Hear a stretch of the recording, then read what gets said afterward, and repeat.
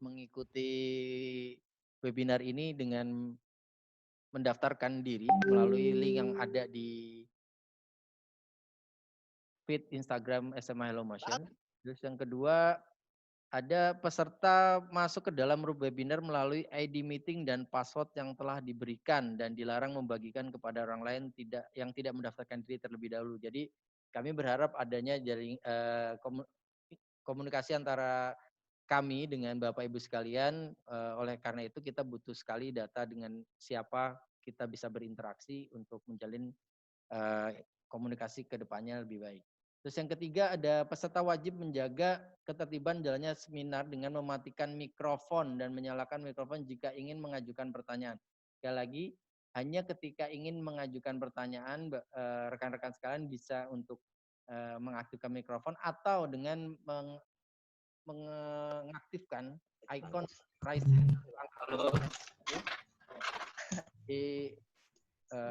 dapat dilakukan. Jadi ini yang ketiga adalah semua peserta diharapkan tidak menyalakan mikrofon untuk menjaga kelancaran dari webinar kali ini. Jika ada pertanyaan baru boleh diaktifkan. Lalu ada peserta yang tidak mendapatkan kesempatan mengajukan pertanyaan secara live dapat menuliskan pertanyaan di kolom chat. Jadi kalau mungkin nanti terlalu bising atau terlalu berisik dengan beberapa orang yang bertanya, Bapak Ibu bisa atau rekan-rekan sekalian bisa menuliskan di chat room di kolom chat. Lalu jika terdapat peserta yang membuat gaduh, maka saya selaku host dapat mengeluarkan peserta dari room webinar ini. Jadi kami berhak atau saya pun berhak untuk mengeluarkan untuk peserta yang kami anggap mengganggu kelancaran di webinar ini. Oke. Selanjutnya jangan lupa di akhir sesi, setiap akhir sesi nanti akan ada kuis yang saya akan berikan ke rekan-rekan sekalian. Untuk menentukan peserta siapa yang berhak mendapatkan voucher dari Huion atau ini adalah Huion ini salah satu merek pen tablet yang sekarang sudah mulai banyak digunakan oleh para graphic designer, motion graphicer juga udah pada mulai buat, dan kita akan berikan voucher dari Huion itu sebesar 100.000 dan ada yang 500.000 nanti untuk pen display. Jadi setelah sesi webinar jangan lupa untuk bisa mengikuti kuis yang akan kita berikan melalui Quizizz.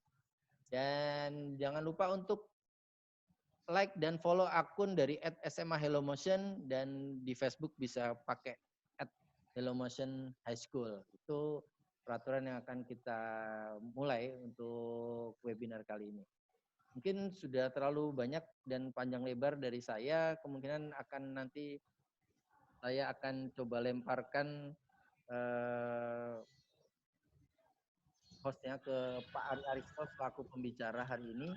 Jadi mudah-mudahan bisa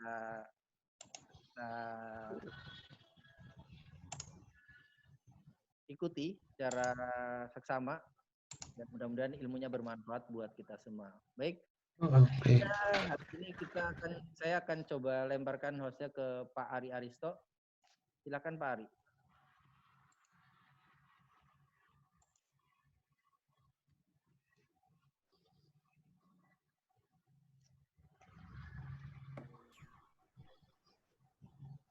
Oke, terima kasih Pak Trada. Saya sudah bisa share screen ya mulai sekarang? Sudah bisa Pak, silakan. Sudah bisa ya? Oke. Terima kasih, selamat pagi semuanya. Pagi. Siswa-siswi, para hadirin yang sudah datang ke webinar kali ini. Perkenalkan, nama saya Ari Aristo. Saya staf pengajar di SMA Hello Motion dan juga masih aktif sebagai pembuat film dokumenter. Oke, saya ingin menyapa dulu nih semua yang hadir semua. Oh, ada Bu Ika, ada siswa-siswi Hello Motion semua ya. Ada juga yang dari luar Hello Motion, ada Raden Kresna, ada Gustut, ada Pak Ari Senpai. Oke, senang sekali saya bisa sharing sedikit mengenai sesuai dengan tema yang diusung ya, Doc and Roll. Jadi kita akan berbicara mengenai platform yang sebenarnya sudah mulai populer di kalangan para pengguna sosial media, dan juga platform ini juga dokumenter mikro difestivalkan juga, dilombakan juga untuk para pembuat filmnya. Oke, saya coba share dari sini ya.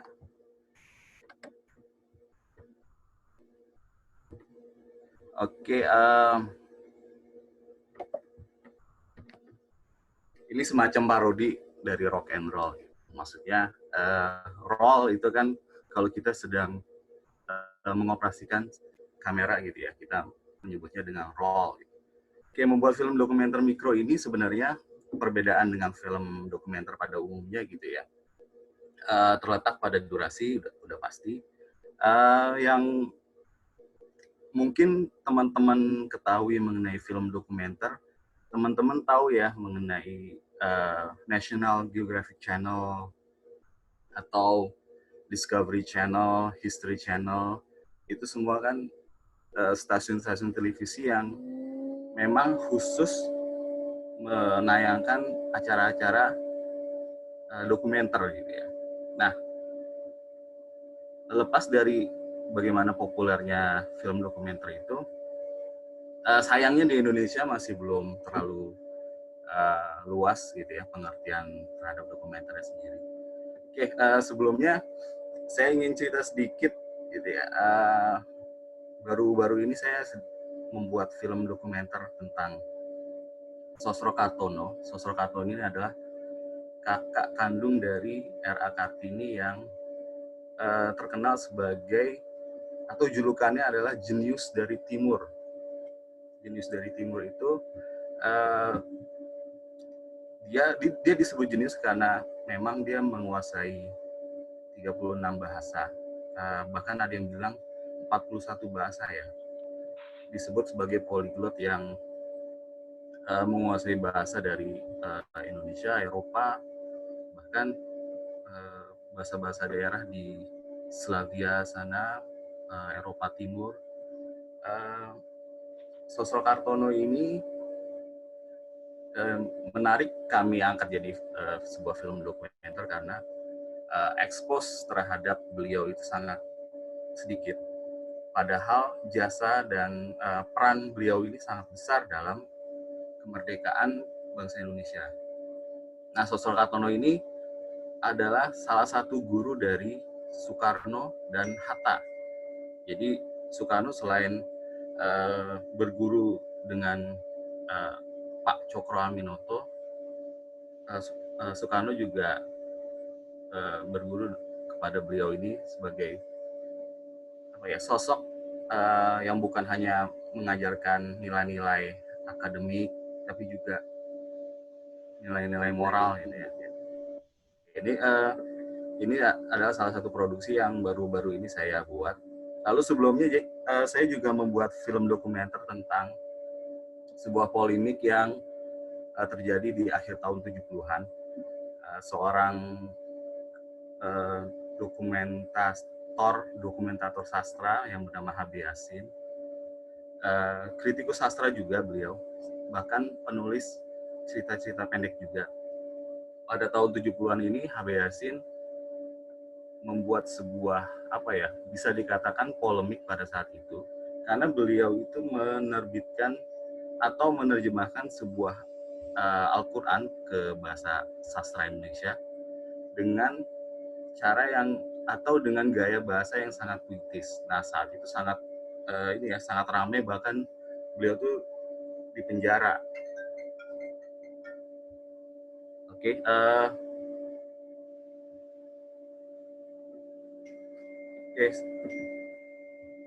kita lanjut ke berikutnya.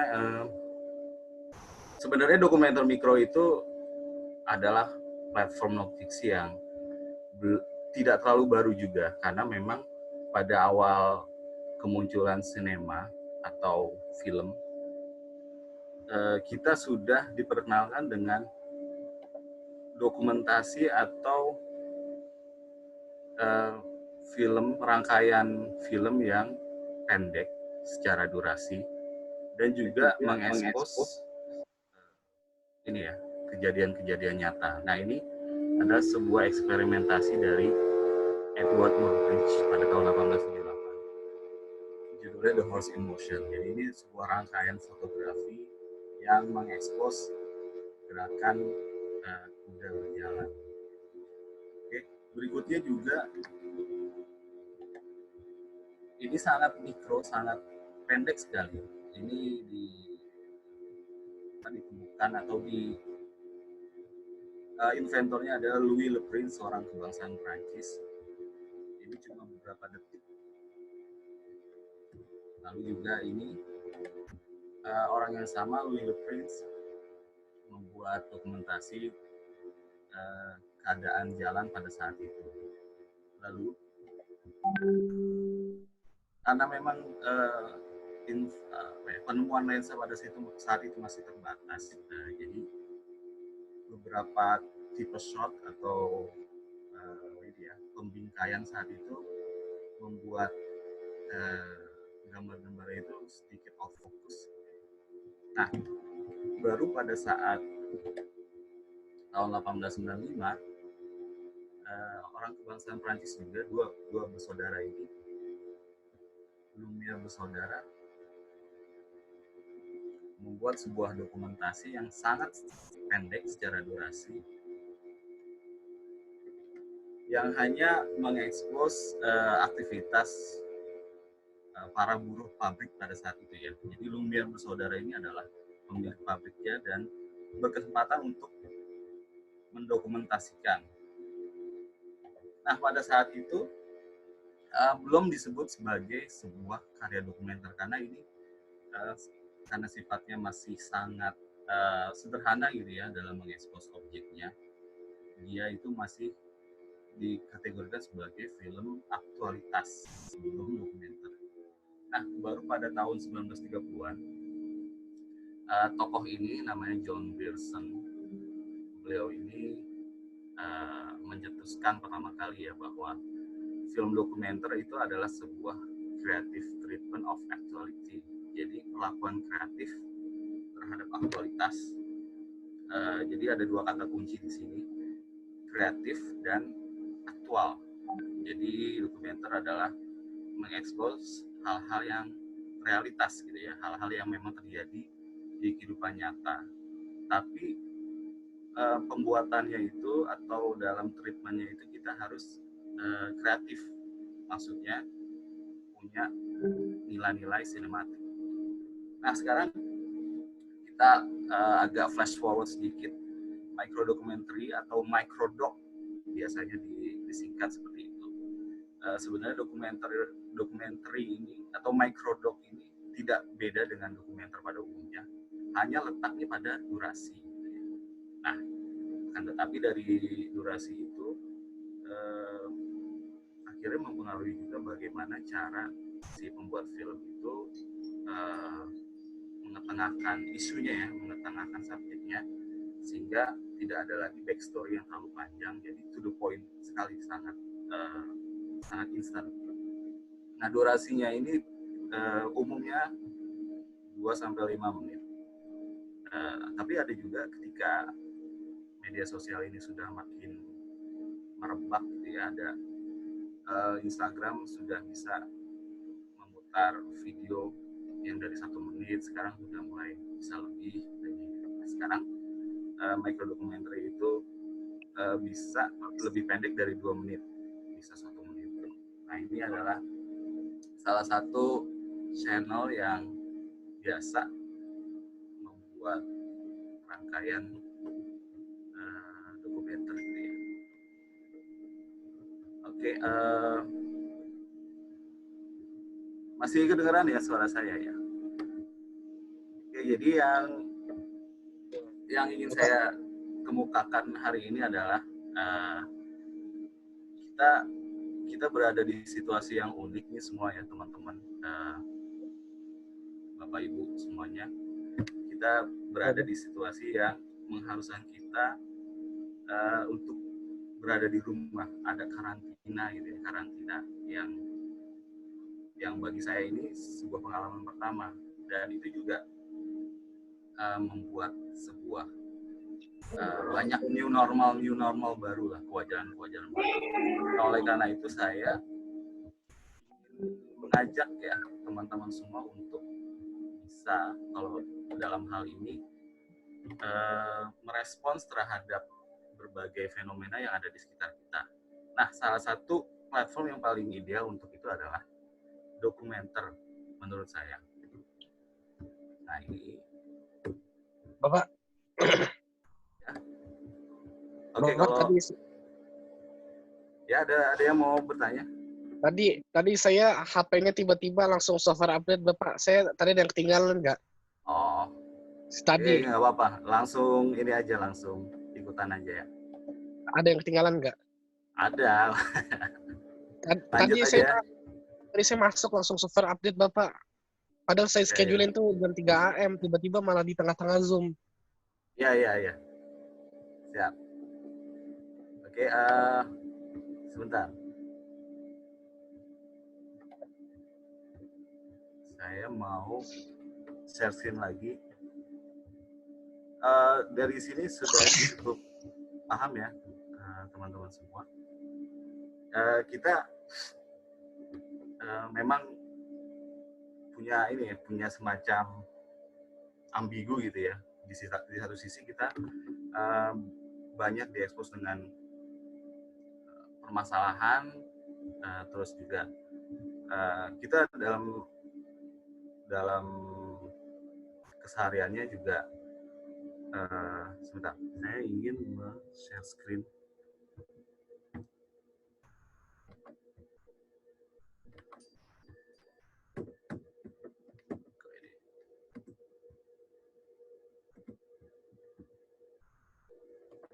Sebentar Pak Trada, ini saya nggak bisa share screen ini ya. Bisa harusnya Pak, Bapak kan HP. Oke, tapi ininya nggak bisa lanjut. Ini udah kelihatan ya di situ ya? Sudah. Iya, udah. Oh, oke.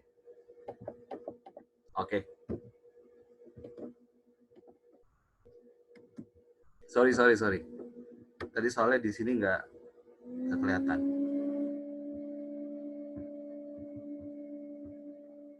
Oh, buka itunya Pak, buka. Nah. Oke. Kita lanjut ke bagaimana sebuah dokumenter itu bisa kita buat gitu ya. Film dokumenter ini dalam praproduksinya, dalam sebuah persiapan sebelum syuting, ada baiknya kita menentukan dulu ada dua hal ini, ide pokok dan tema. Saya akan lanjutkan dengan pertama ide pokok. Ide pokok ini adalah sebuah kalimat perenungan yang menjadi inti dari cerita film yang akan dibuat. Jadi ini semacam pesan moral yang ingin diketengahkan, walaupun tidak secara verbal gitu ya, diketengahkan dari si pembuat filmnya.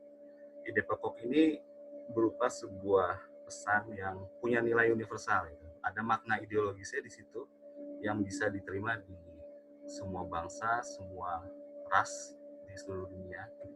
Oke, lalu tema. Jadi dua hal ini, ide pokok dan tema ini ada sangat krusial dalam menentukan sebuah subjek dalam film dokumenter kita. Ini adalah sebuah kalimat yang menjelaskan tentang subjek.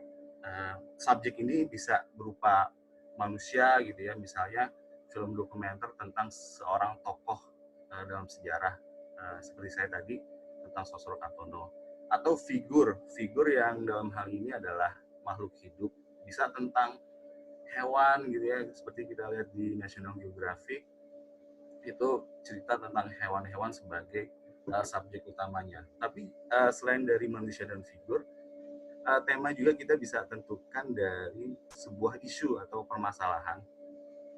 Misalnya permasalahan yang sangat abstrak, minimnya minat baca di masyarakat Indonesia. Nah, contohnya itu. Jadi tidak harus tentang manusia atau makhluk hidup. Nah, tema ini menjadi penjelas dari ide pokok yang sifatnya abstrak tadi. Jadi bisa kita lihat di sini keterkaitan antara ide pokok dan tema. Contohnya adalah seperti ini. Ide pokoknya atau pesan moralnya adalah seperti ini.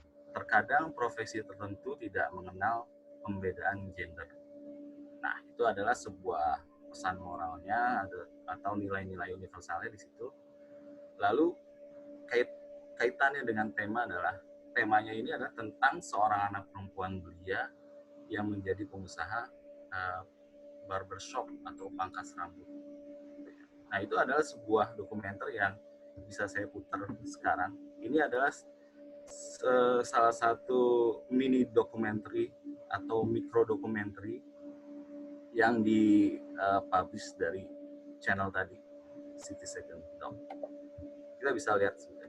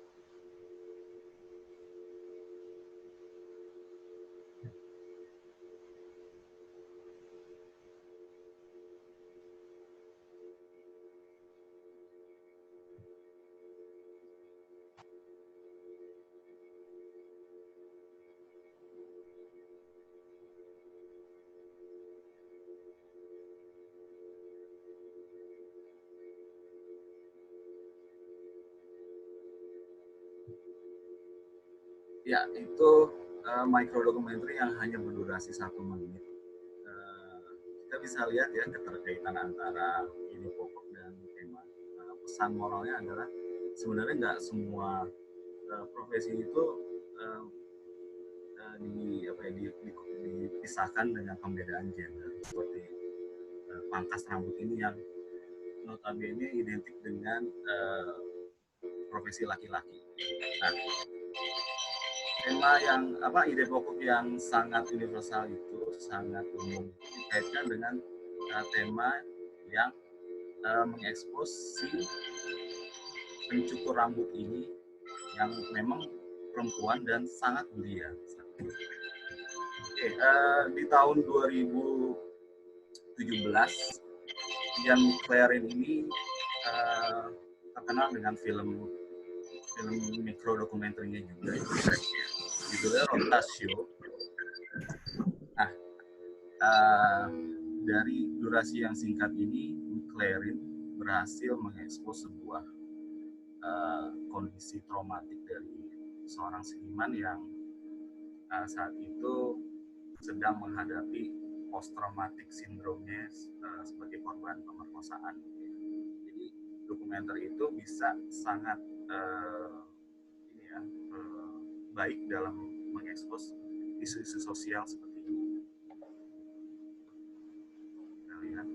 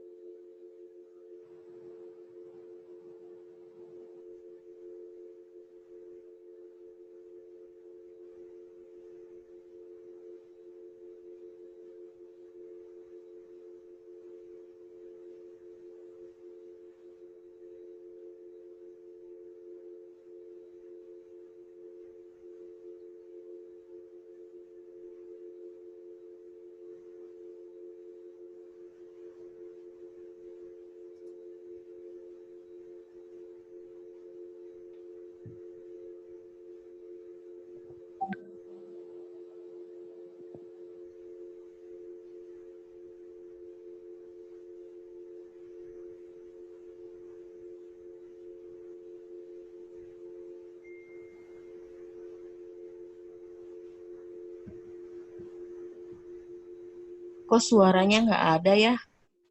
Oh ya, sorry. That I've been carrying. I don't feel like there's any reason for me not to put his name in there. It belongs there. It's a fact as everything else is.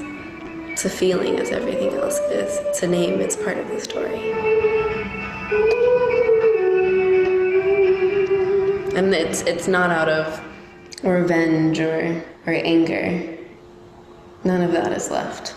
It's just a story that exists for me that needs a new home.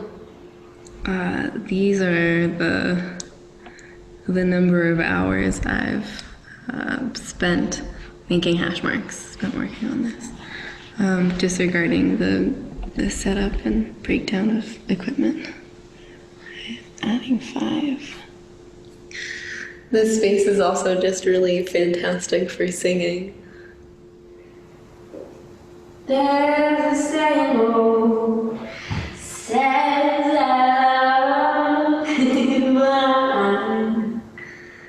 but there's a saying that you get out as much as you put in.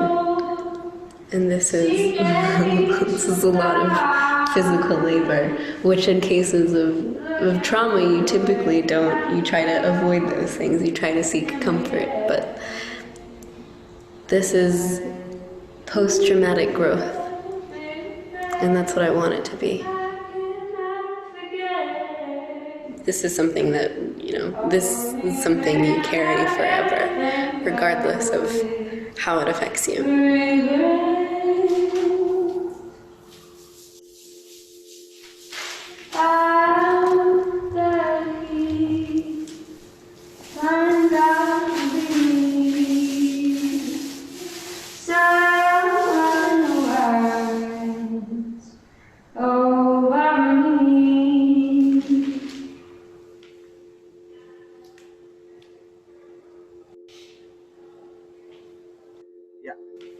Itu tadi tentang May Mackenzie, seorang seniman yang membiarkan si pembuat filmnya yang Clarin mendokumentasikan atau mendokumenterkan sebuah terapi seninya ya dalam proses dia menghilangkan trauma-trauma dia di masa lalu sebagai korban pemerkosaan. Nah, melalui film ini akhirnya para pembuat film dokumenter langsung mencoba mendefinisikan ulang. Jadi sebenarnya microdocumentary punya ambiguitas, artinya dokumenter yang bentuknya paling lama, tapi juga ironisnya baru didefinisikan ulang akhir-akhir ini, baru pada tahun 2017-an. Nah, oke, kalau tadi kita bicara mengenai bagaimana sih dalam kita menggali atau mencari sebuah subjek dalam dokumenter kita. Saat ini saya ingin masuk ke hal yang lebih teknis. Nah, ini mungkin anak-anak Hello Motion sudah cukup familiar dengan hal ini ya. Jadi saya ingin, sebelum masuk ke sini, mungkin ingin diskusi mengenai bagaimana dokumenter mikro ini tetap dibedakan dengan news gitu ya, atau berita televisi yang sering kita lihat. Kalau berita televisi itu umumnya sifatnya sangat terbatas ruang waktunya saat itu, kala itu, dan punya nilai public interest. Nah, artinya kalau dokumenter mikro, walaupun durasinya agak-agak mirip dengan news TV,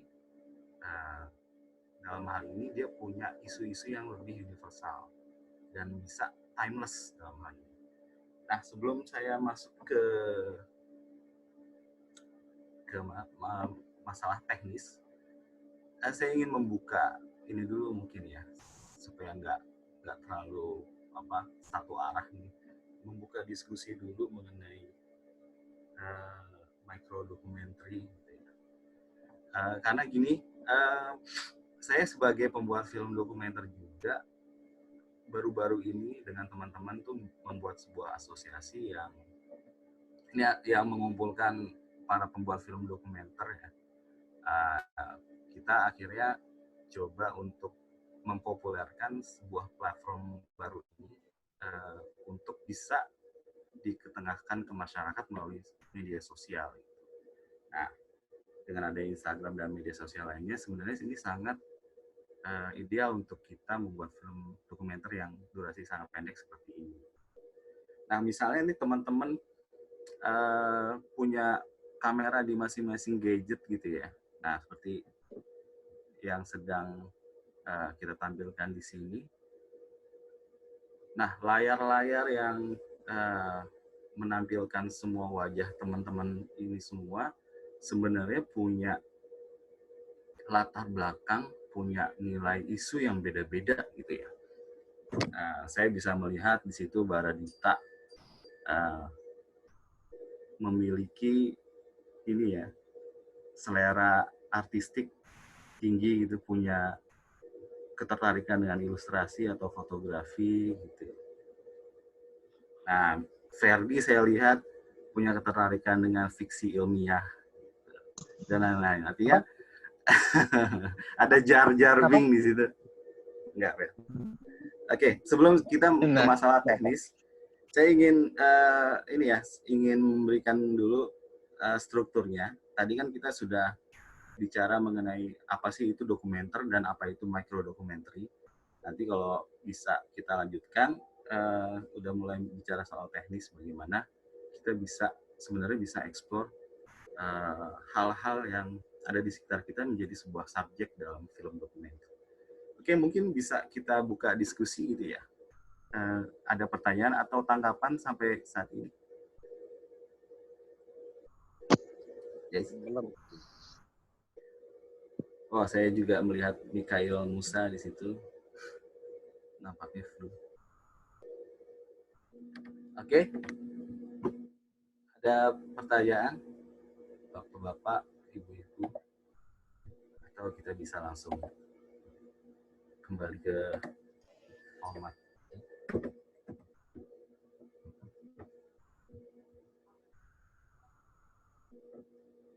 Ini kadang share screen nggak bisa langsung gitu ya?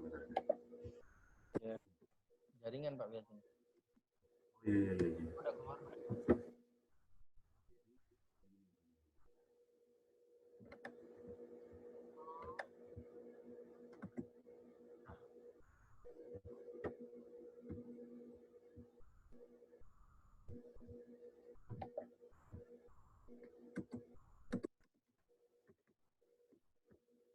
Mungkin saya kembalikan dulu ke Pak Trada sembari saya menyiapkan. Pak Trada mungkin bisa mulai diskusi mengenai ini.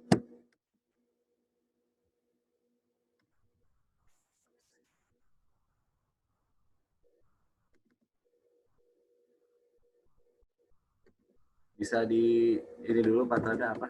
Screen dialihkan ke Pak Trada dulu. Ya, Pak Arinya ngasih saya host dulu, Pak. Oh gitu.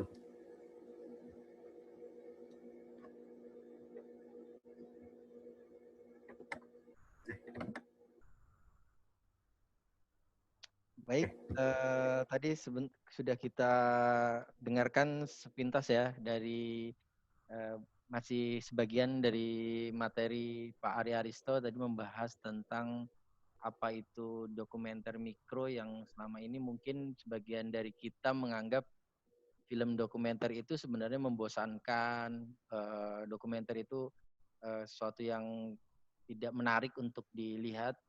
Kita bisa melihat tadi tentang bagaimana beberapa filmmaker dokumenter membuat sebuah film dokumenter yang sebenarnya cukup menarik. Tema-temanya pun sangat unik untuk diangkat gitu. Dan sebenarnya di Indonesia juga sudah banyak sekali, bahkan tadi sudah disampaikan sama Pak Ari Aristo ya, bahwa di Indonesia sekarang sudah mulai dibuat sebuah ikatan buat film dokumenter, dan itu mungkin akan membantu rekan-rekan sekalian di sini yang mungkin nanti ada ketertarikan dengan dunia film dokumenter. Nah, mungkin kedepannya akan berkembangnya dokumenter ini juga akan memberikan pengetahuan baru bagi sebagian orang, karena sebagian besar dokumenter itu menyajikan informasi-informasi yang valid karena didukung dengan riset yang kuat sebelum difilmkan menjadi sebuah film dokumenter gitu. Oleh karena itu mungkin sebagai orang yang tertarik akan informasi baru tentang teknologi ataupun tentang pendidikan baru, ini sangat berfungsi sekali, apalagi untuk para guru-guru ya. Di sini mungkin ada yang sebagian yang guru, ketika kita melihat sebuah film dokumenter itu kita bisa dijadikan pegangan karena riset untuk membuat sebuah film dokumenter itu sangat dalam ya. Mungkin nanti Pak Ari bisa menjelaskan bagaimana sebuah film dokumenter itu dibuat dari riset yang tidak mudah. Bahkan kemarin saya sempat berbincang dengan Pak Ari Aristo terkait dengan film terbarunya beliau, yaitu mengangkat salah satu tokoh Indonesia, sosok Karno itu. Pak Ari dan tim melakukan riset sampai dengan ke daerah-daerah di mana pernah atau bisa dijumpai informasi terkait dengan sosok Karno sendiri gitu. Dan itu menurut saya sebuah seni tersendiri dalam sebuah pembuatan film, dan hasilnya pun mungkin nanti akan bisa kita ambil manfaatnya karena informasi yang didapat pun sudah pasti tingkat validnya sangat tinggi ya, karena risetnya pun tidak sembarangan, dari buku, dari keadaan, bahkan dari tempat-tempat yang pernah dikunjungi, tempat-tempat sejarah itu pun bisa dijadikan sebagai tempat riset. Nah, gimana Pak Ari? Sudah siap lagi untuk sesi selanjutnya Pak Ari? Sudah Pak, dikembalikan lagi ke saya ya. Oke, baik. Saya akan kembalikan ke Pak Ari. Silakan Pak Ari, bisa. Ini ada yang bertanya Pak Ari, Azahra Hayungga, ini ada yang mau bertanya, silakan Azahra Hayungga. Ya, silakan Zahra. Zahra dari mana bisa disebutkan? Dari Riau. Wow, Riau. Kita close dulu kali Pak Ari ya. Ya, tangan dari Riau. Apa kabar lockdown di Riau?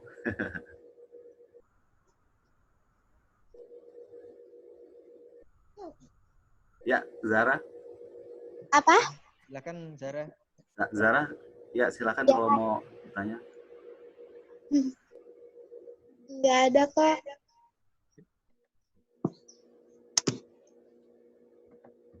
Oke, di layar sudah tampil lagi. Sudah? Oh, belum. Berarti harus dikembalikan ke saya dulu, Pak. Bisa share screen langsung, Pak Ari. Coba share screen.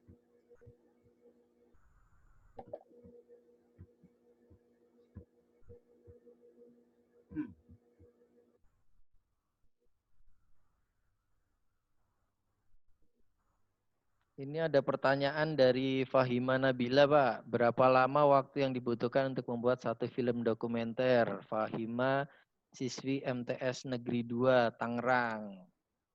Oke, terima kasih pertanyaannya. Relatif bervariasi ya, kalau misalnya dalam riset itu atau persiapan pembuatan film dokumenter gitu ya. Sangat bervariasi. Ada yang memakan waktu cuma sehari, ada yang sampai 7 tahun, bertahun-tahun lah, seperti film Mas Dhani Rudi Haryanto itu tentang tragedi bom Bali. Dia menginvestigasi fenomena pemboman atas nama agama gitu ya. Dia mulai riset, syuting, sampai hasil editing akhirnya itu sampai 7 tahun. Nah, ada juga yang sifatnya sangat sederhana gitu ya. Artinya kalau misalnya memang subjek dari dokumenter itu sangat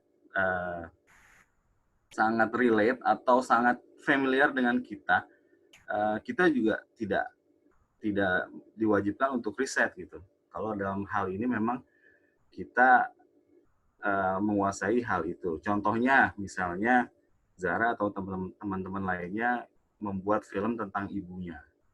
Nah, itu kan seorang yang sudah sangat familiar dari lahir sampai sekarang gitu ya. Jadi nggak perlu riset lagi. Tapi kalau misalnya dalam tema-tema yang lebih serius, sejarah, terus sains atau politik, nah itu saya kira perlu riset yang cukup mendalam. Oke, kira-kira itu ya. Baik, ada pertanyaan lagi nih Pak Ari. Wah, ada banyak nih. Ya, silakan. Dari Pak Bambang Setiadi Bintaro nih, dia bertanya apakah ada pembagian genre dalam mikrodokumenter? Oh, oke. Terima kasih pertanyaannya. Dokumenter sendiri itu banyak ya genrenya. Setidaknya ada 12 yang kita bisa lihat saat ini.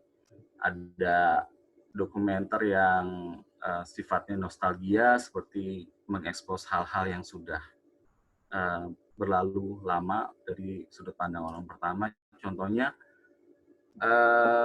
Pramudia Anantatur pernah dibuat film nostalgianya mengenai Jalan Raya Pos.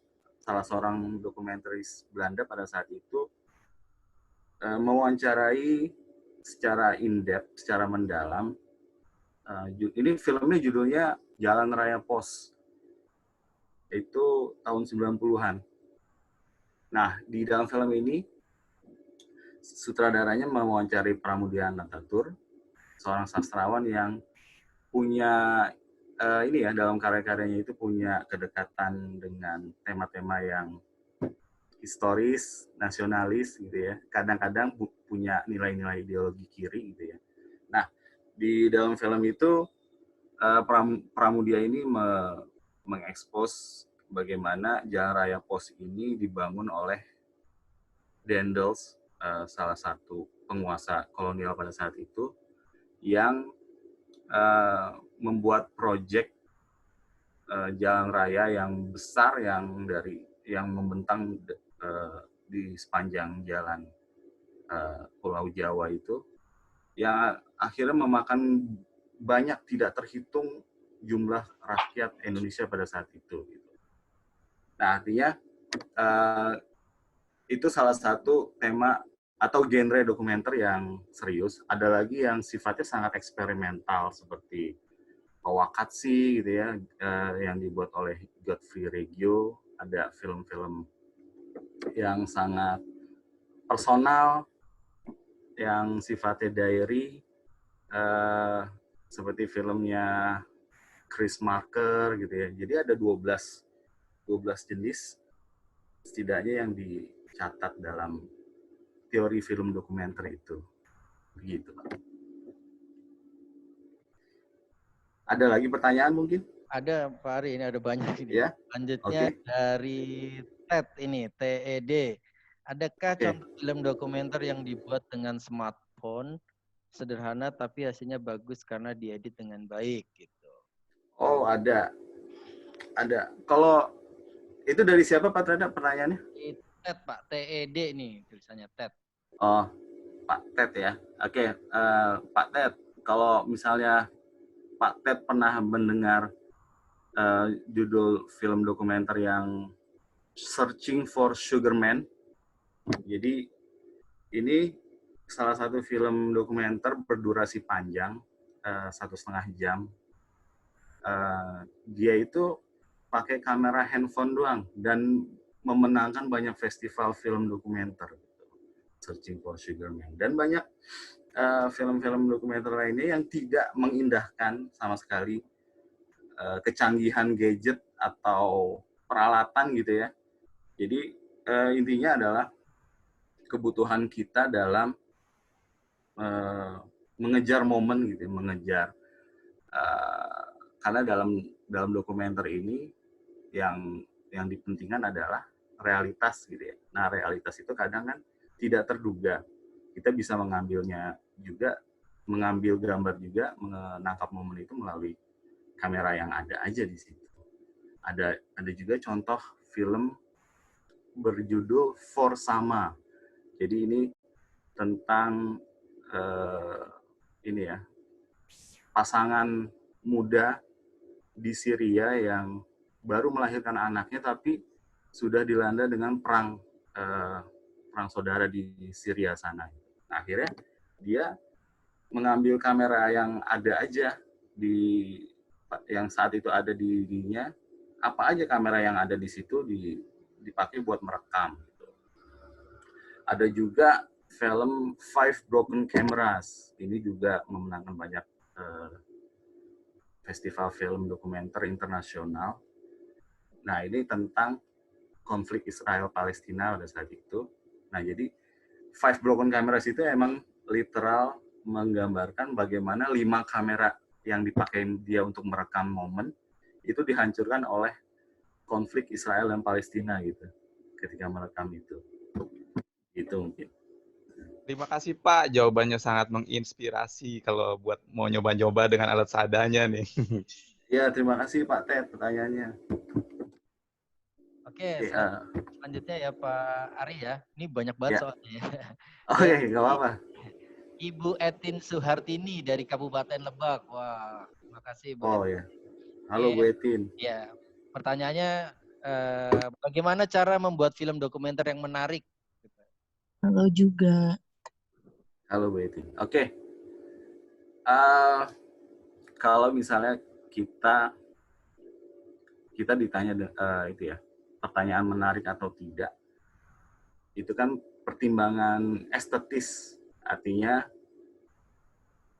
selera orang beda-beda. Tapi saya bisa memastikan bahwa sebuah dokumenter yang menarik itu adalah dokumenter yang punya keonteknikan faktanya dan punya nilai sinematik yang baik.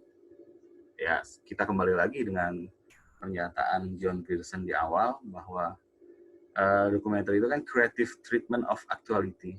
Jadi kata kuncinya ada 2, ada aktual, harus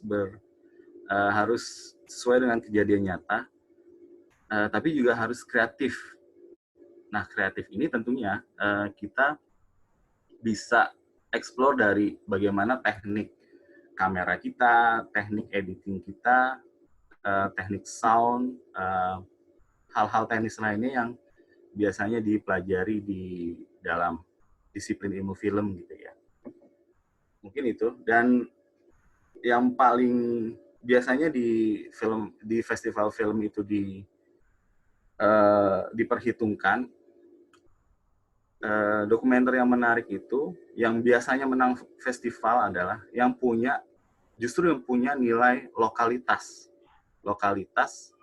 yang diangkat ke permukaan global gitu. Nah, contohnya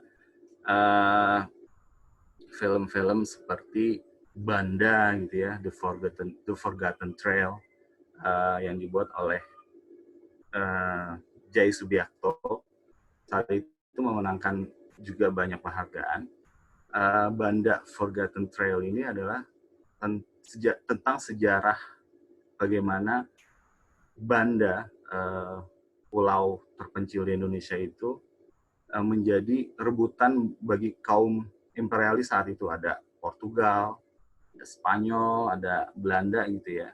Dan bagaimana hingga sekarang Banda dengan kekayaan alamnya masih memiliki nilai-nilai yang bisa menarik perhatian orang luar sana gitu, orang luar Indonesia gitu. Mungkin itu bisa sedikit mengilustrasikan pertanyaannya ya, Bu Etin. Oke, terima kasih Pak Ari. Selanjutnya ini dari murid Terima Helmut. kasih jawabannya. Terima kasih Bu Etin.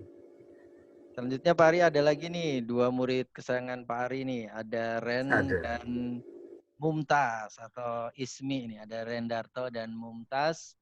Dari Ren pertanyaannya tantangan utama membuat film dokumenter dan bagaimana mengatasinya. Lalu dari Mumtaz, apakah ketika mengerjakan mikrodokumenter Bapak ikut terlibat dalam risetnya juga? Oke. Terima kasih.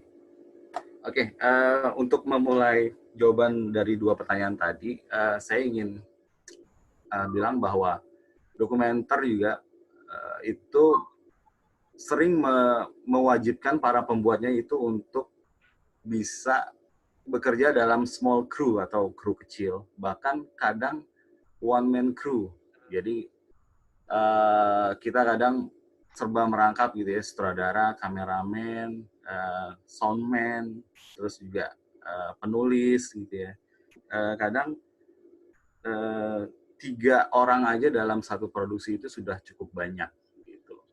Artinya tantangan kalau yang dimaksudkan dengan Ren tadi adalah tantangannya adalah pertama itu secara teknis kita harus bisa bekerja dalam tim kecil yang mana itu sangat berat gitu karena kita harus memecah konsentrasi kita ke banyak hal gitu ya. Tantangan lainnya lagi yang di luar teknis adalah ketika kita riset atau membuat film dokumenter tentang orang atau isu gitu ya, otomatis kan kita seperti menceburkan diri kita atau menenggelamkan diri kita terhadap isu atau permasalahan itu ya. Nah itu kadang tantangannya adalah kita bisa nggak menjaga jarak atau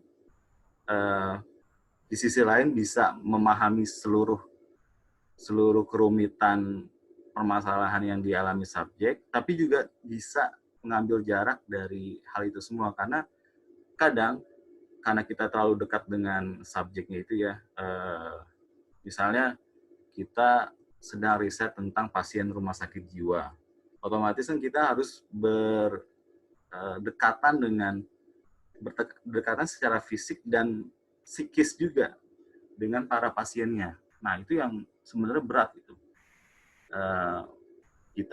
Kita harus bisa menangani itu dan mengelola emosi kita gitu ya.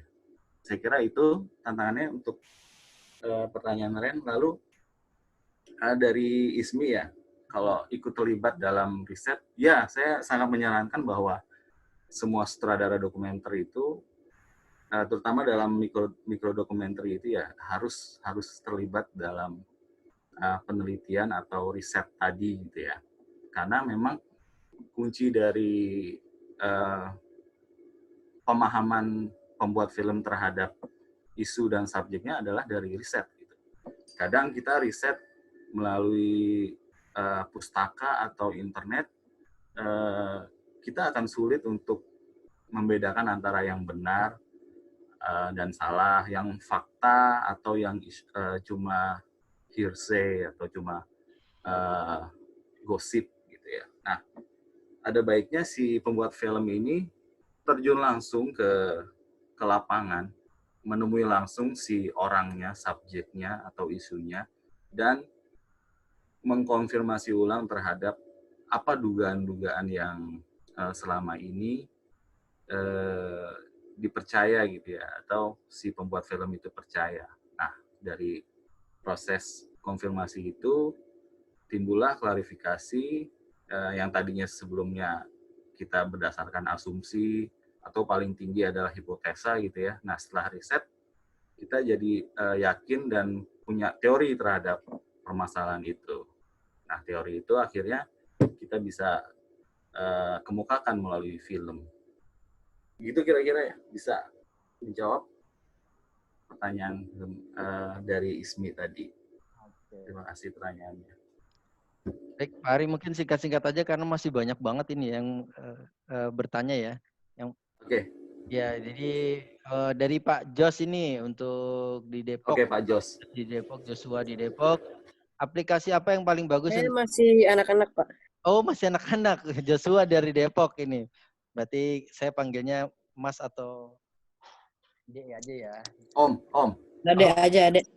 Adik Joshua dari Depok, sebenarnya aplikasi apa yang paling bagus untuk pengedit ya? Ini mungkin saya bantu jawab kali ya Pak Ari ya?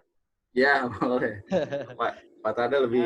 Untuk aplikasi sih sebenarnya untuk sekarang udah bagus semua ya. Kalau untuk yang rumahan sih udah banyak di gadget sudah ada, di apa. Tapi kalau untuk profesional itu banyak sekali ya. Untuk profesional itu ada DaVinci, sekarang pun untuk semi profesional Adobe Premiere sudah bisa, lalu ada Final Cut Pro, ada iFit Express Pro, dan masih banyak lagi. Sebenarnya intinya bukan aplikasinya yang bagus, tapi orangnya yang bagus gitu, atau main behind the gun-nya yang bagus. Jadi sekali lagi kalau dari kami mungkin menyarankan apapun aplikasinya tetap orangnya yang berperan di sana gitu. Jadi menurut kami sih semua aplikasi hanya tools. Jadi yang bagus orangnya bukan aplikasinya. Itu aja mungkin bisa membantu Dek Joshua ya di Depok ya. Lalu ada ibu apa Mbak atau Dek ini ya, Fahima Nabila. Nah, kalau bagi pemula sebagai pelajar, kira-kira tema seperti apa yang bisa dibuat film dokumenter? Terus langkah-langkahnya bagaimana? Oke, menarik ya yang pertanyaan tadi dari siapa Pak Trada, maaf? Fahima Nabila lagi Pak, Fahima Nabila. Oke, Fahima Nabila. Oke, kebetulan saya sangat biasanya saya dalam membuat film dokumenter itu tidak dibebani dengan bagaimana nanti akan akan didistribusikan kemana. Jadi saya cenderung untuk bisa secara kuantitas aja bisa continue, itu sudah baik bagi saya. Nah, ketika saya ditugaskan ke suatu kota atau sedang jalan-jalan ke suatu kota gitu, saya cenderung membuat dokumenter yang sangat ringan seperti ini nih. Ketika saya ke Rembang, saya hanya membuat 1 menit.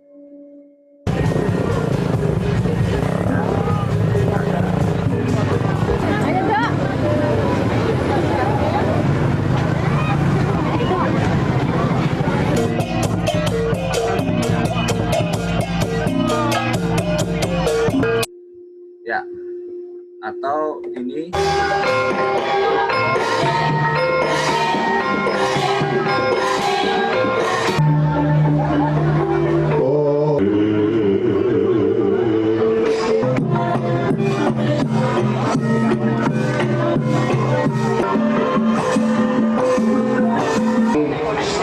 desa Suditan umum.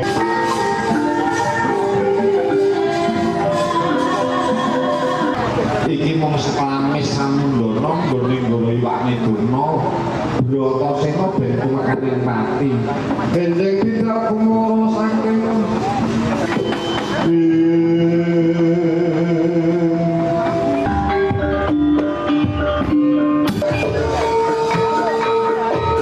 saya percepat sedikit. Jadi sangat sederhana. Bahkan saya kemarin ngobrol sama Adra, salah satu siswa Hello Motion juga. Adra, daripada gabut kita bikin dokumenter 1 menitan yuk, yang ada di sekitar kita aja. Akhirnya saya dan Adra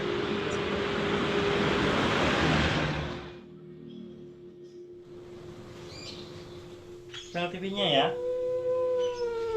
Bagaimanakah sifat dari tokoh petani? Sifat dari tokoh petani adalah Singkat cerita, selesai operasi. saat bahwa dia akan mendapatkan nomor 8 Fuad. Kalimat pemberitahuan sama artinya dengan kalimat A. Tuh.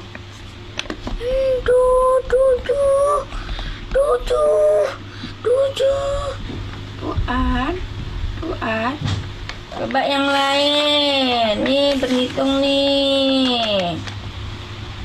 Ibu Kartini Membekas di hati kaum wanita Indonesia. aku nanti mama berarti mah tutup rumah. ya, jadi sesederhana itu. Jadi instead of bagaimana kita terbebani untuk membuat film dokumenter yang baik, ada baiknya kadang kita lepas dari pemikiran itu dulu ya. Tapi begini, saya sih lebih menyarankan kalau kita melalui microdokumenter ini bisa membuat dokumenter di sekitar kita aja gitu ya. Seperti tadi kita melihat yang tadi anak dengan kebutuhan khususnya, dia dipaksa untuk belajar dari rumah. Nah itu kan PR juga tuh ya bagi dia dan orang tuanya. Dari dari faktor anaknya, dia dengan segala keterbatasannya dia harus bisa berkonsentrasi terhadap materi-materi yang dipaparkan melalui gadget. Sedangkan gadget itu punya distraksi tersendiri gitu kan, gampang distract lah. Nah dari kacamata ibunya, ibunya yang tadinya berperan sebagai ibu dan pemberi nafkah, nah di kala pandemi ini dia juga harus menjadi semacam terapis atau ortopedagog dari si anaknya yang berkebutuhan khusus ini. Jadi kalau merespon pertanyaan tadi gitu ya Pak Tada, saya sih menyarankan untuk bisa kita syuting atau membuat film dokumenter itu dari hal-hal yang sangat sederhana gitu. Yang paling penting adalah sudut pandang kita sebagai pembuat film dokumenter, bagaimana itu bisa relate dengan penonton kita gitu ya. Ada punya nilai universal nggak di situ? Gitu. Mungkin itu bisa menjawab pertanyaan.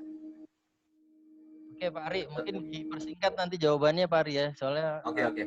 sorry.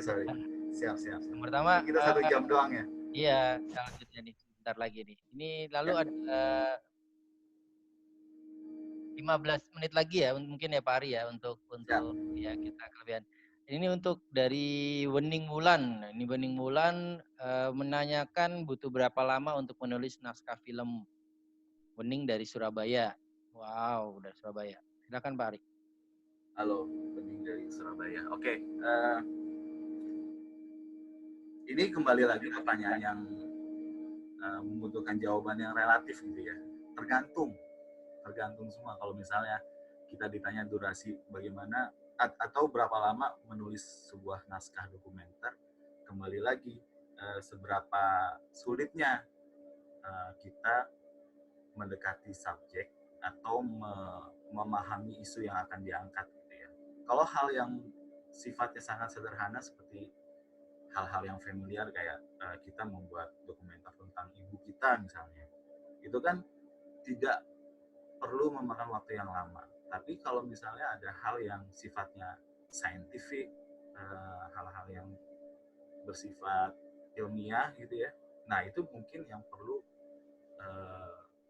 butuh waktu lebih lama dibanding hal yang sifatnya personal gitu. Artinya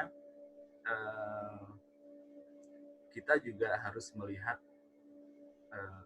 berapa lama film ini akan ditayangkan, durasi filmnya secara umum, dan mempertimbangkan juga waktu kita dalam mempersiapkan praproduksinya. Artinya rasionya jangan terlalu tinggi. Kalau misalnya film buat 1 menit, jangan syutingnya itu sampai bertahun-tahun gitu kan, itu nggak imbang ya rasionya. Mungkin itu Pak. Oke, terima kasih Pak Ari. Ya. Mungkin ini terakhir ya Pak, pertanyaan dari Ibu Ika ini. Oh, ada 2 Deng, ada Ibu Ika sama Asya nih. Kalau dari Ibu Ika ada banyak ini. Pertama, bagaimana mendapatkan network sponsor untuk penayangan film dokumenter? Kemudian, perlukah kita meminta izin kepada orang yang kebetulan terekspos secara visual dalam film dokumenter kita?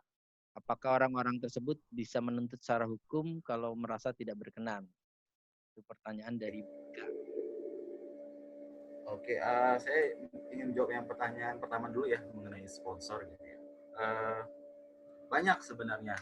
Mungkin kita selama ini nggak terlalu diekspos aja bagaimana festival film dokumenter itu atau foundation yang biasa menyelenggarakan atau membiayai sebuah produksi film. Kalau di instansi resminya, kita Indonesia ini punya yang namanya INDOX, IN-Docs.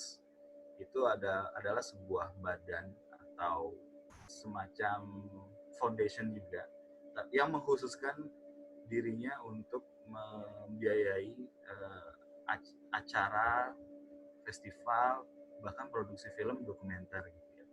Nah, selain itu juga kita bisa memanfaatkan atau memaksimalkan instansi-instansi yang memiliki kepentingan di situ. Contohnya, misalnya ketika saya membuat film Sosro Kartono, kira-kira instansi masih yang mungkin tertarik. Nah, tertarik membiayai karyanya. Lalu mengenai ini ya, masalah etika gitu ya, expose. Gini, ini berhubungan dengan etika jurnalistik juga. Gitu.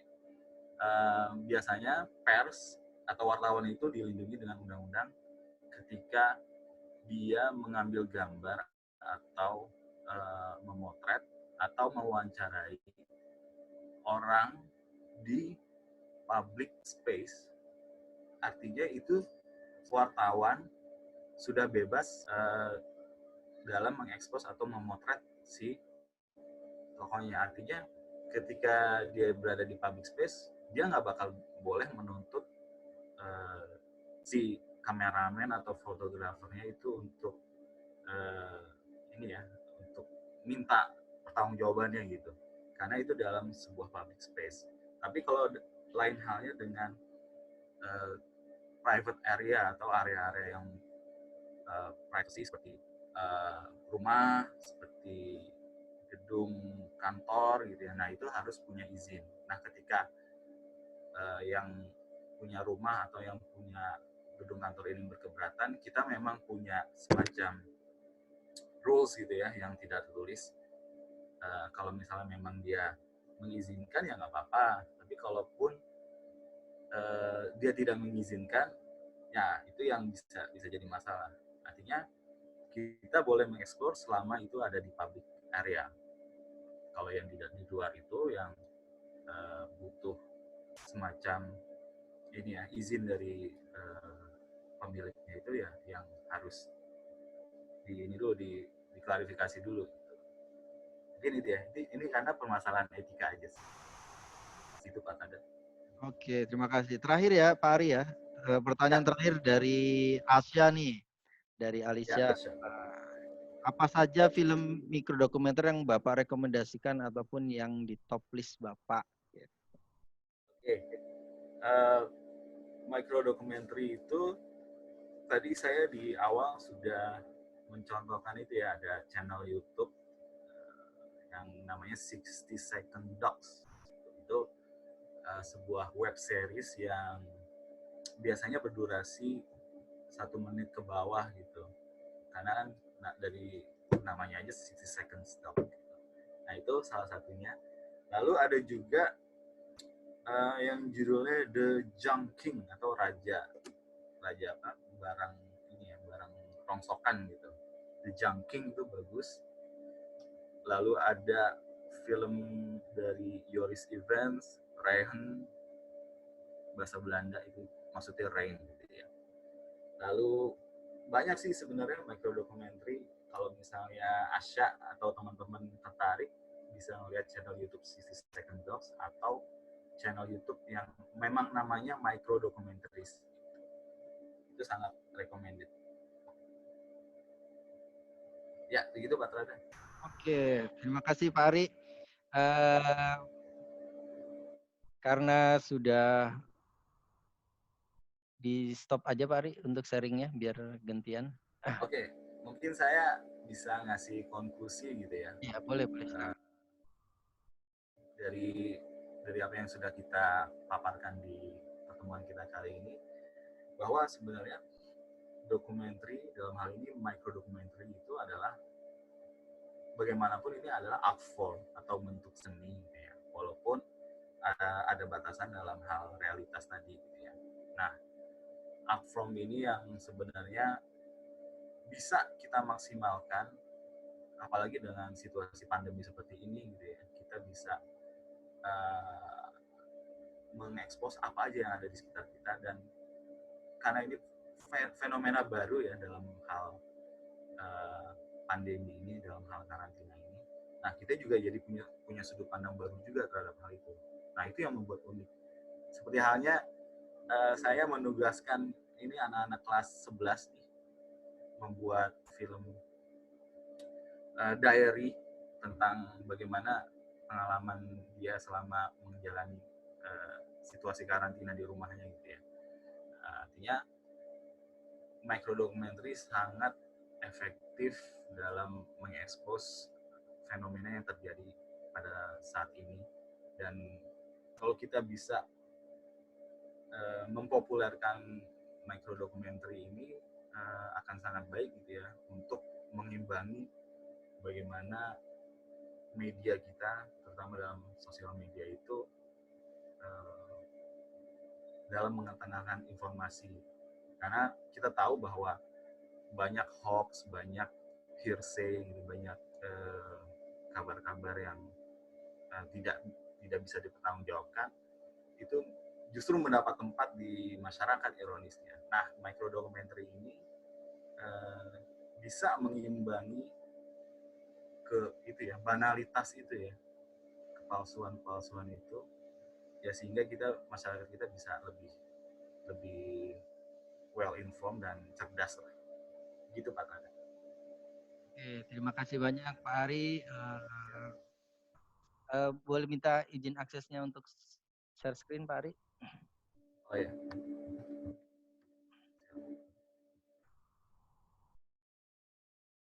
Sudah Pak. Oke. Baik, terima kasih. Tanpa terasa ini udah hampir 1 jam lebih kita bersama-sama. Tadi ada penjelasan-penjelasan yang sangat bermanfaat ya dari Pak Ari Aristo terkait dengan film dokumenter mikro. Dan untuk sesi terakhir ini kita punya kuis tentang apa yang disampaikan Pak Ari selama 1 jam ini. Dan rekan-rekan di sini semuanya boleh mengikuti karena ada door prize menarik dari Huion, yaitu voucher pembelian produk Huion. Jadi Bapak Ibu bisa mengikuti, syaratnya adalah dengan menggunakan nama yang sebenarnya. Jadi kita akan coba mulai, rekan-rekan sekalian bisa masuk ke dalam kuisis ya, nanti saya akan berikan linknya. Kita akan coba bermain bersama. Oke, silakan semua rekan-rekan bisa masuk ke dalam joinmyquiz.com. Di sini ada joinmyquiz.com dan bisa enter game code-nya 054835 gitu ya. Sekali lagi joinmyquiz.com, kodenya ada 054835. Di sini ada Riga sudah masuk, Riga Singawinata sudah masuk, ada Alicia Pradani sudah masuk. Terima kasih Alisa. Lalu ada Shigeru Mursitama juga sudah masuk. Yang lain masih Antonius Arif, boleh, terima kasih. Galih F sudah masuk juga. Ditunggu yang lainnya karena ada hadiah menarik.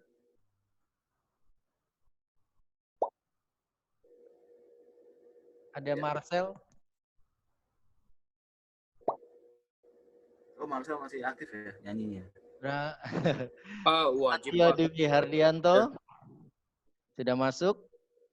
Masih Pak, masuknya wajib Pak. Silakan kalau mau ikut silakan. Kalau saya sih berharap bisa ikut ya, karena bisa mengambil saripati tadi apa yang sudah dibicarakan, terus siapa tahu mendapatkan voucher Huion. Oke, masih kita tunggu untuk yang lainnya. Bisa join di myquiz.com dan bisa enter game code-nya 054835. Bisa tulisin nggak Pak? Baik, saya akan coba tulis di chatting room ya. Saya akan coba di chatting room. Oke, sebentar.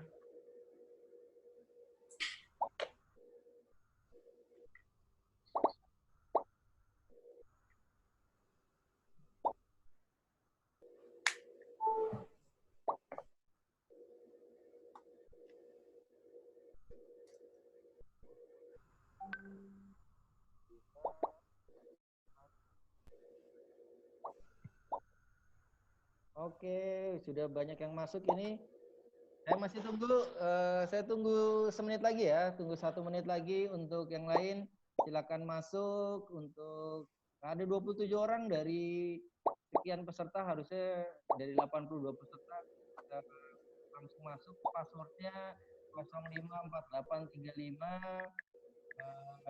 Kalau misalnya tidak bisa masuk ke linknya, kalian bisa masuk ke join my quiz.com.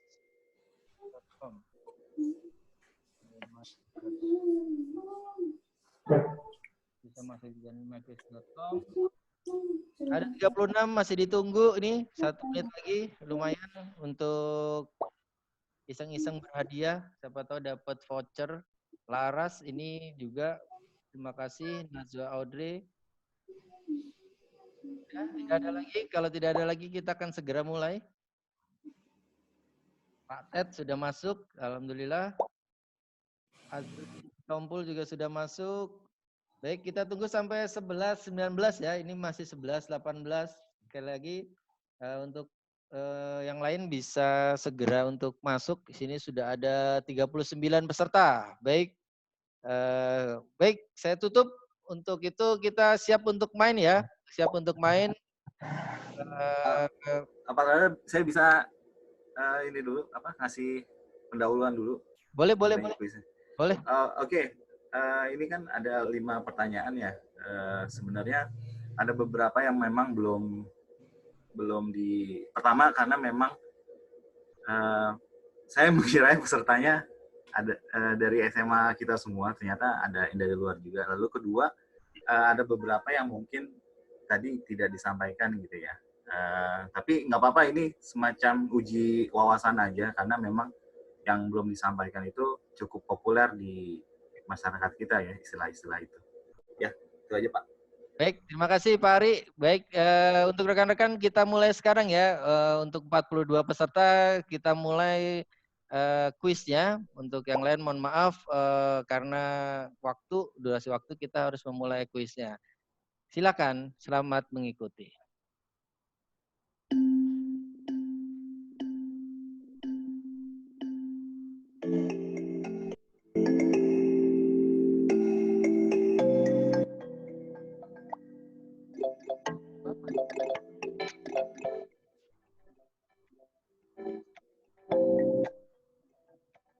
Oke, peringkat pertama ada Pandu.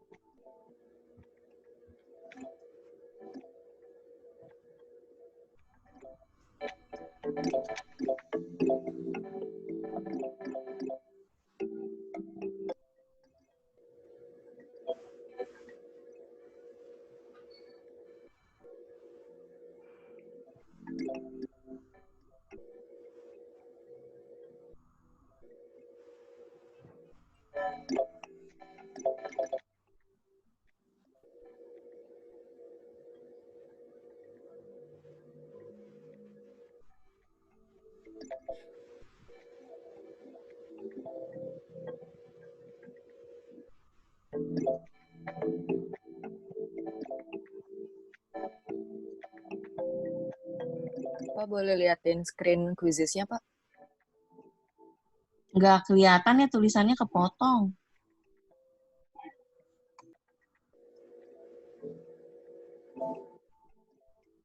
Oh, potong ya, Bu?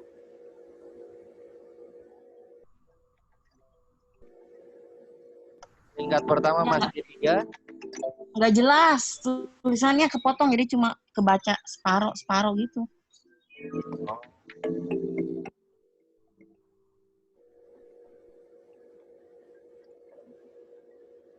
Mungkin karena puasa, Bu.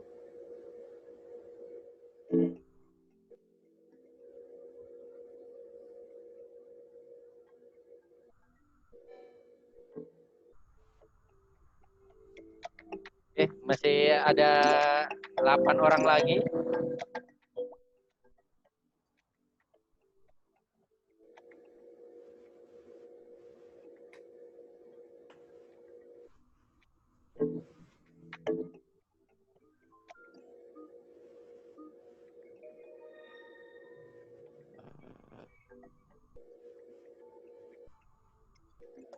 Cuma sekali ya, nggak bisa diulangi.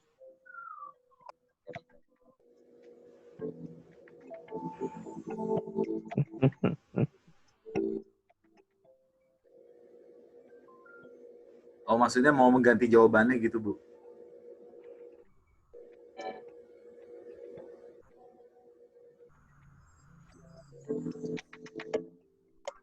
Mau coba lagi. Oh.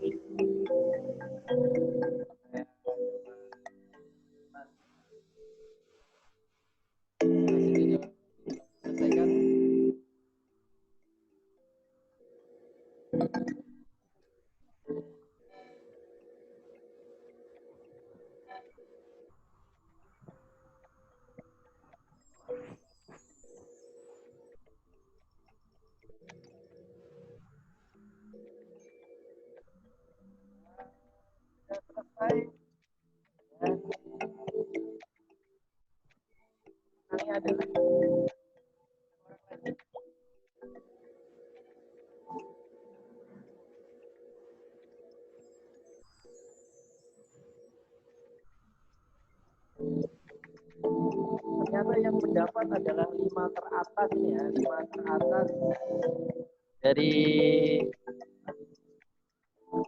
quiz ini. Ternyata ada Dutch tilt dan extreme close up.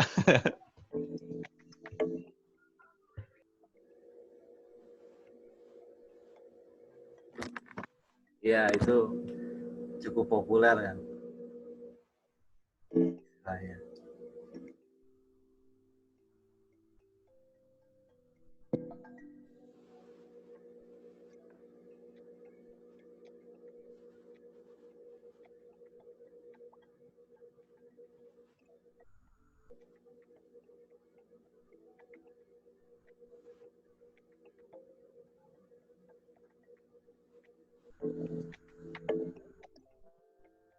Pak, lihat screen quizesnya dong, Pak, tolong.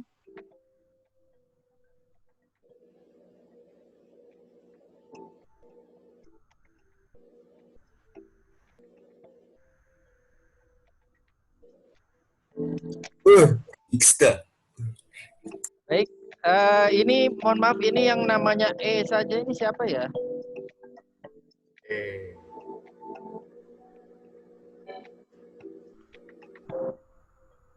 Wow, Wiga. Mohon maaf Alhamdulillah. kalau namanya tidak lengkap, kita peraturan dari awal ya, kalau namanya tidak lengkap kemungkinan akan kita batalkan pemenangnya. Tadi sudah saya sampaikan syaratnya adalah namanya harus lengkap, tidak boleh E saja ataupun apa. Seperti ini ada Riga Singa. Ini Ali Muhammad Ali Sadra atau Ali Muhammad ini?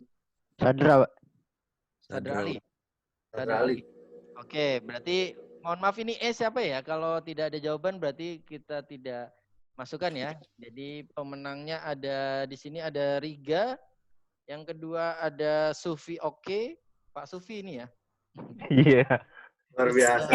Dimas Surya Naresa dan ada Sadra Ali dan Pandu yang nanti akan mendapatkan amat, Pan. voucher pembelian produk Wion sebesar Rp100.000. Oke. Alhamdulillah. Terima kasih untuk seluruh peserta. Alhamdulillah kita sudah bisa kembali lagi ke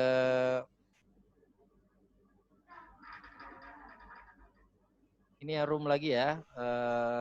Mungkin demikian kali ya untuk webinar Hello Motion High School sesi pertama atau part 1 di mana tadi sudah kita dengarkan bersama-sama materi dari Pak Ari Aristo, dan sekedar mengingatkan besok masih ada lagi ya. Besok masih ada lagi, itu materinya keren, tidak kalah menariknya dan tidak kalah kerennya, yaitu dari Mas Bambi, yaitu seorang animator, seorang trainer. Dia besok temanya adalah how to be a pro animator. Jadi Bapak Ibu dan rekan-rekan sekalian bisa ikut kembali dengan kode yang sama dengan webinar HAS di sesi kedua, dan masih ada door prize voucher Hueyon menarik yang akan bisa didapatkan rekan-rekan sekalian di webinar tour Hello Motion School esok hari. Mungkin sekian dari saya selaku host, kurang lebihnya mohon maaf, dan sekali lagi jangan lupa follow IG SMA Hello Motion dan terus berkarya dan tetap kreatif di masa pandemi ini. Sekian, wassalamualaikum warahmatullahi wabarakatuh. Terima kasih. Waalaikumsalam warahmatullahi wabarakatuh. Waalaikumsalam.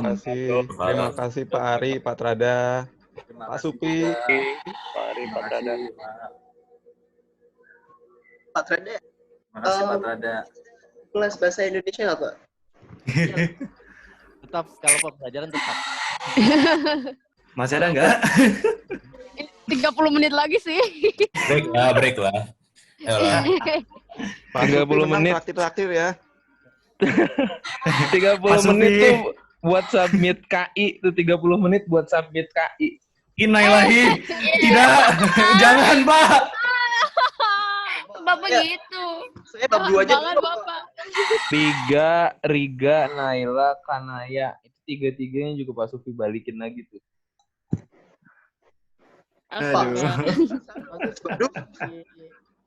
Nambahin dikit-dikit doang tuh, Naila. Saya Naila masih kurang, Pak. Saya